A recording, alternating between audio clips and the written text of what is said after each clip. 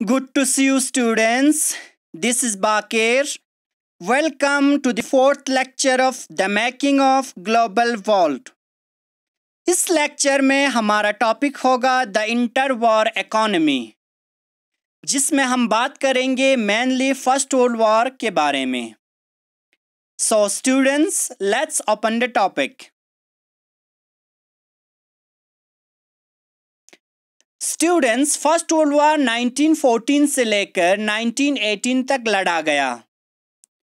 ये जो वॉर था, इसके एक साइड पर थे एलाइज, जिसके अंदर ब्रिटेन, फ्रांस, रशिया और यूएसए जैसे कंट्रीज थे, और दूसरे साइड पर थे सेंट्रल पावर, जिसके अंदर ऑस्ट्रिया, हंगरी, जर्मनी और ऑटोमन तुर्की जैसे नेशंस थे. एलाइज जिसके अंदर Britain, France, Russia and USA. Central power जिसके अंदर Austria, Hungary, Germany and Ottoman तुर्की. स्टूडेंट्स, इन सब ने मिलकर वर्ल्ड वॉर फर्स्ट लड़ा. ये जो वॉर था, ये अगस्त 1914 में शुरू हुआ. तो स्टूडेंट्स, सबको एक्सपेक्ट था कि ये इस साल के एंड तक, यानी 1914 के एंड तक खत्म हो जाएगा. तो स्टूडेंट्स, ऐसा नहीं हुआ.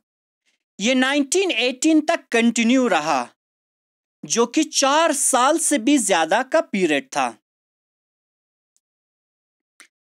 अब बात करते हैं इस वॉर में क्या क्या हुआ. 19th सेंचुरी में जो वॉर होते थे, उनसे वर्ल्ड वॉर फर्स्ट बहुत डिफरेंट था, क्योंकि इस वॉर में वर्ल्ड के लीडिंग इंडस्ट्रियल नेशंस ने फाइट किया था. स्टूडेंट्स, फर्स्ट वर्ल्ड वॉर को हम मॉडर्न इंडस्ट्रियल वॉर भी कहते हैं,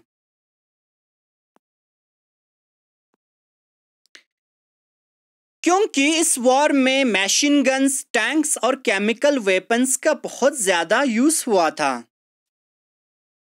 guns, tanks and chemical weapons, जिसकी वजह से अराउंड 90 लाख पीपल की डेथ हो गई थी and around 2 crore people injured हो गए थे.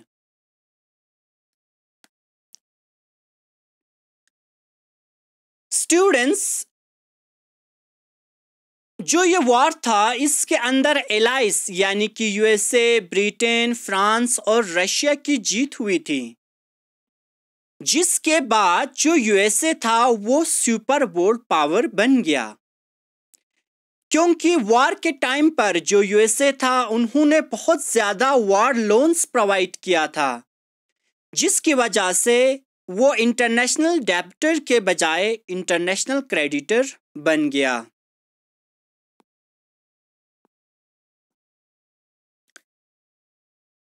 अब बात करते हैं वॉर के बाद क्या क्या हुआ, यानी आफ्टर द वॉर.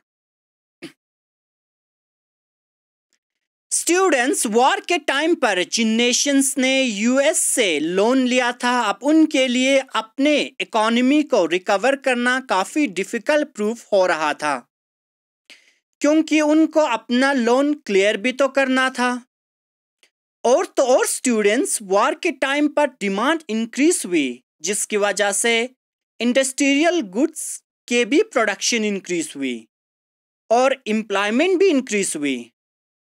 पर वॉर के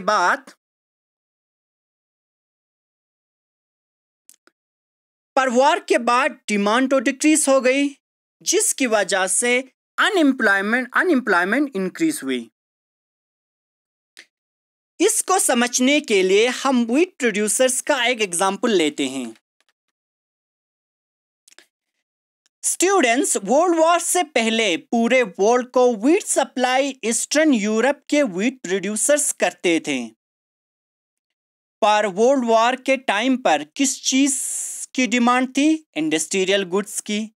इसलिए एग्रीकल्चर गुड्स के भी प्रोडक्शन को डिक्रीज कर दिया, यानी एग्रीकल्चर गुड्स की प्रोडक्शन को डिक्रीज कर दिया गया. अब बात आते हैं, इस चीज का फायदा यूएसए और कनाडा के प्रोड्यूसर्स ने उठाया. उन्होंने इंडस्ट्रियल गुड्स के साथ साथ एग्रीकल्चर गुड्स के प्रोडक्शन भी इंक्रीज कर दी. मतलब कि वर्ल्ड वॉर के टाइम पर लोगों को व्हीट के सप्लाई यूएसए और कनाडा के सप्लायर करते थे। अब बात आते हैं वर्ल्ड वॉर के बाद जो ईस्टर्न यूरोप था उसने अपने प्रोडक्शन को रिकवर किया, जिसकी वजह से मार्केट में बहुत सारे प्रोड्यूसर्स हो गए, यानी ओवर प्रोडक्शन हो गई, जिसकी वजह से सारे प्रोड्यूसर्स को लॉस्ट हुआ। तो स्टूडेंट्स, इससे आप देख सकते हैं कि वर्ल्ड वॉर के बाद वर्ल्ड में क्या क्या प्रॉब्लम्स आए। सो स्टूडेंट्स, हमारा लेक्चर यहीं पे एंड होता है। आपको क्या करने हैं, इन सारे लेक्चर्स को बार बार रिपीट करके देखना है और अपने कॉपी पर नोट डाउन करने हैं। So students, thank you so much. Have a good day.